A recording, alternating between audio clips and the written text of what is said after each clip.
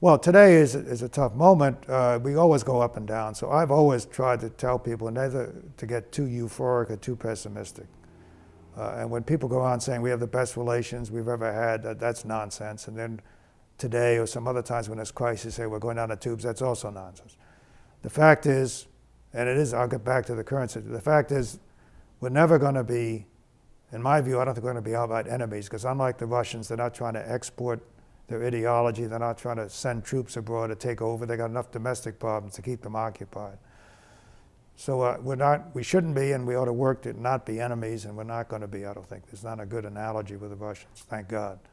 But we're also not going to be close friends like Japan and Europe because of their value system and their political system.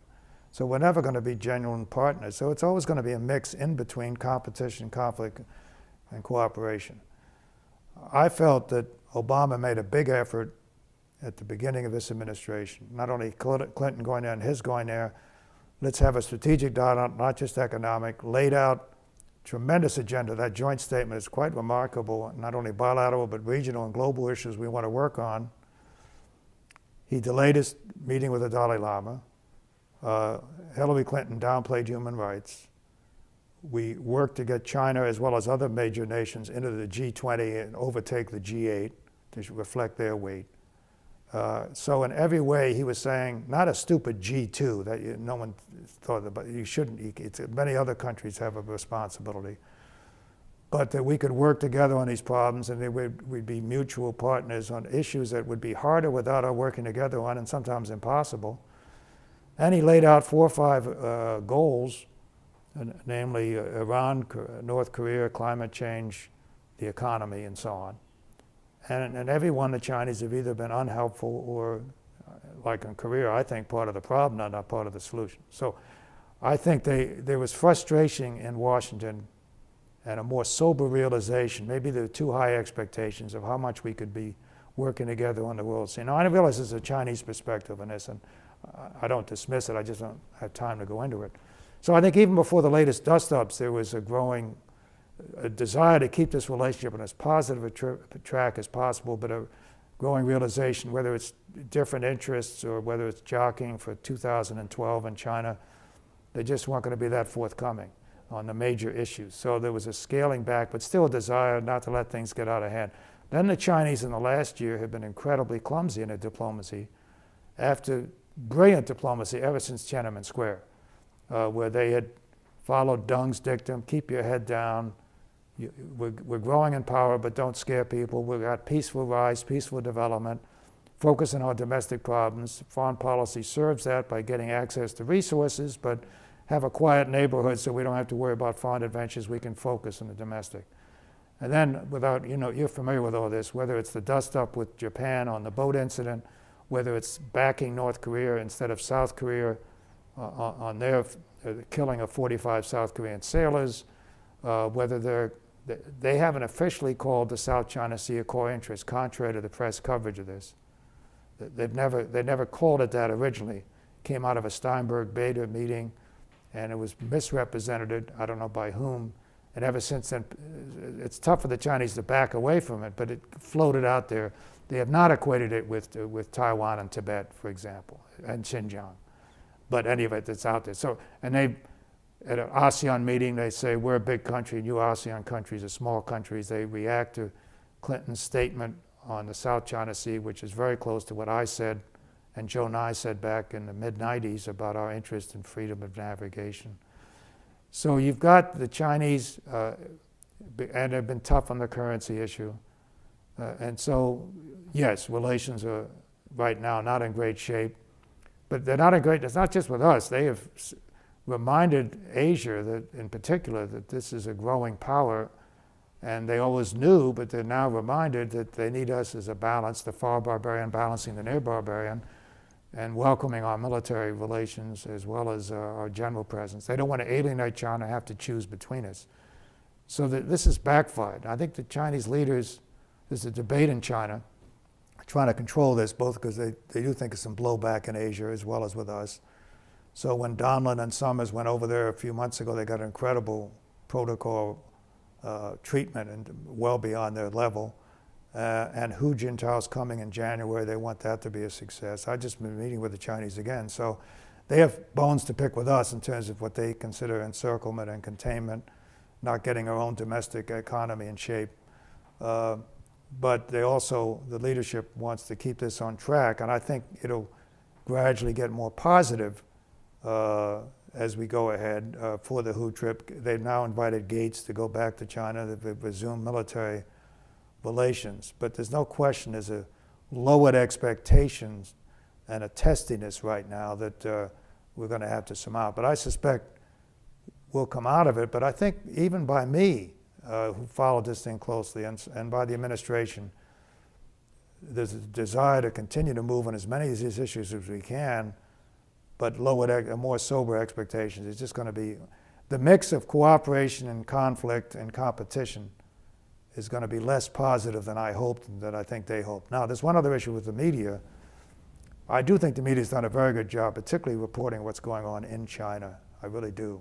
I think sometimes on the bilateral issues, international issues, they don't always get it. I'm just generalizing, always get the nuances or sufficient importance. But in terms of what's going on in China, which is so tough to cover, I think it's been terrific and often quite courageous. Now, the challenge for the two governments, as well as the media, is to keep issues in relative perspective.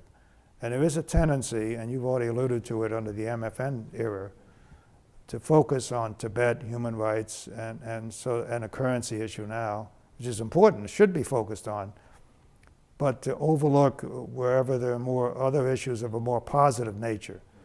And so one reason we stress successive governments, we try to do this as well, and Bush, to his credit, tried, and even more so under Obama. One reason to stress working on these regional conflicts and global problems like terrorism and the environment, both because as it ended itself to address these problems and to strengthen the relationship, but also for the domestic and media coverage, so that there'll be other things that are paid attention to by the Congress, by the media, by the American public, besides the eternal disputes over human rights and trade imbalances in Tibet, and there'd be some attention to other matters. But if in fact they're not only not helping too much on Korea, Iran, and climate change, and the economy is supposed to helping, that makes it all the more difficult and so on. The reason for their assertiveness, first of all, I think there is a debate going on within China, where I think the leadership essentially is saying, and some scholars and others, that for 20 years we've done pretty damn well in our diplomacy, and we've reassured people not to be nervous about our growing power, and we've made deals around our periphery with various countries, and we've made inroads, sometimes at American expense, including in Asia, and this has worked well for us. We've got these huge domestic problems we've got to focus on. If it isn't broken, let's not fix it. Versus those in the PLA, to a certain extent, it seems, and in think tanks and some other areas, saying, look, we're a great power now. And not only the tried and true, which you get sick of a little bit, humiliations of the last century and so on, but we ought to get more respect now. Look at our economy and our growing military power. It's about time we asserted ourselves a little bit much. And by the way, whether they believe it or whether it's a talking point, many would say the U.S. is out to encircle and contain China, keep it down, is worried about our rising power, and we got to push back, and it's time to assert our interests, as well as specific issues like there's good resources in some of these maritime disputes, and we ought to try to push our interests in those, and so on. So I think there's a debate between those who want to get tougher against containing America versus those who say, well, whatever America's up to, let's not screw up our diplomacy and get everyone scared. I think another major reason they got more assertive is because of their economic performance during this recent crisis. The one thing, even if they didn't like our value system or they thought we were hegemonistic or at least pretended to think, the one thing they always sort of respected in China was our economy and the way we managed it. That, of course, our credibility, given the fact that we helped to cause the financial crisis in the world, is down the tubes, particularly compared to how well they've emerged. So I think they do believe their own press clippings, and in certain cases they have a right to say that they've handled their economy pretty well versus the U.S. So I think that is, they're feeling their oats that way. Plus the natural more assertiveness to any country once they begin to grow in economic and military power, plus these other dimensions that I mentioned. But also internally, they're not as. Oh yeah, they act internally like they're scared. I left it out. They're Absolutely. driving the global stage, and yet they act sometimes like they're afraid of their own. Well, you know, that's equally important. I left it out. I just forgot. You're absolutely right. Americans in the world tend to think, because of the dramatic economic performance, and I take nothing away from that, that they're 10 feet tall. It's a little bit like what we thought about Japan in the late 80s and so on, that they're going to take over the world economically. Now with their military and diplomatic advances, that they're going to maybe displace us generally, particularly in Asia.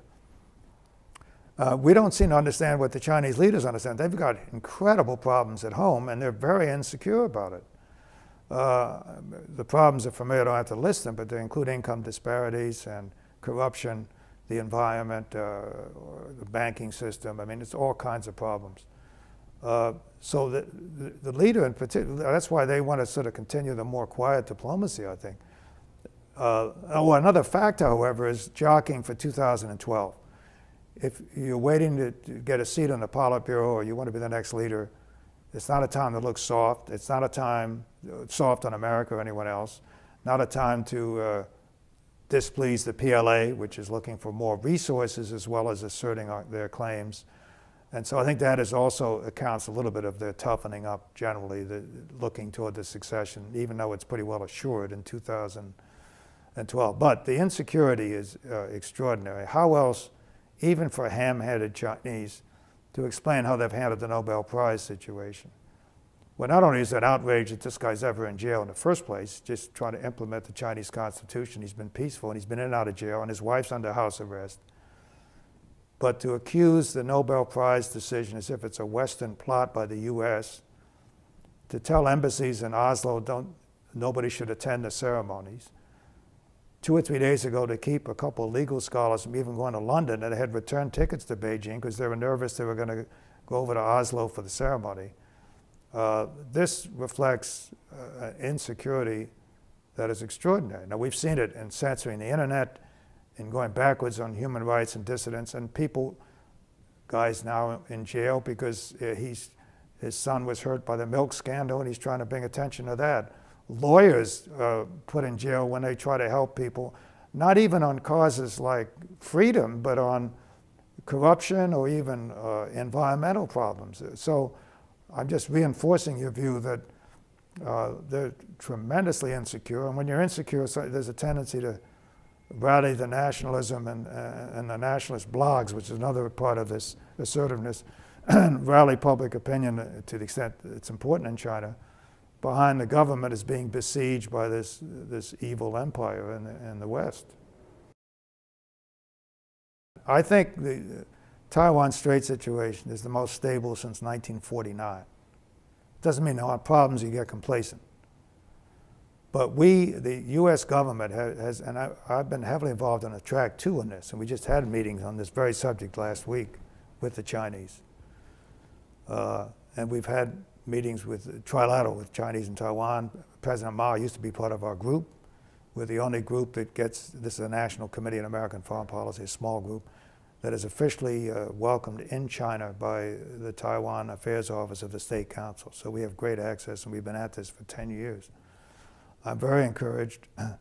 I think Ma knows what he's doing, namely, for economic reasons, they had to ease relations with the mainland because they were getting killed in Asia and around the world. These free trade agreements China was doing, and so that they had to, in order not only to, and they got a very good deal in strict economic terms with the mainland in most of the concessions, but above all to give them access to free trade agreements with other countries in Asia, which China reluctantly will do as long as they pay attention to the nomenclature. So I think Ma is correct for his own economy to go in advance. And I don't think, unlike many genuinely fear, not only in the DPP but elsewhere, that Taiwan's now getting seduced instead of raped, namely that the integration economically and the dependence of Taiwan on the Chinese economy would be such that they're going to get swept into unification. I don't believe that. Every poll shows that the Taiwan people overwhelmingly prefer the status quo. There's a few that want independence, there's a few that want reunification, but most of all they want to stay where they are as long as China has that lousy political system. And Ma figures that the democracy in Taiwan doesn't want to be close politically to this system on the mainland. Now, having said that, they've done the easy things purposely and correctly first, the economic and cultural exchanges. And now they're beginning to inch toward political and security discussions, which are much tougher.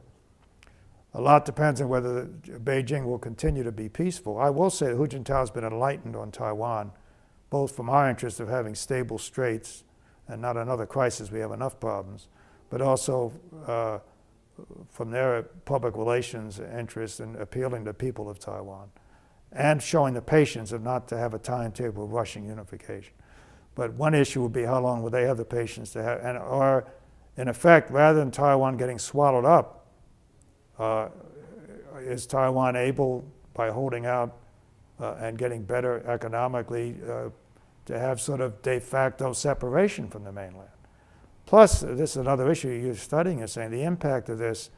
People talk about the impact of China on Taiwan, but I wonder with all these increasing number of tourists from China going to Taiwan and seeing democracy, whether that'll have some impact when they go back to China and a somewhat freer media coverage across the strait. So this works both ways, in my opinion, and so I'm very positive on this. And what about polish arms sales, do you think, in the security? I think, first of all, I tell the Chinese, they always still beat us up on this, of course. It's a matter of principle. So I respect your principle, but first of all, they're defensive. Secondly, we're not talking about balance. I mean, the Chinese are overwhelming military balance.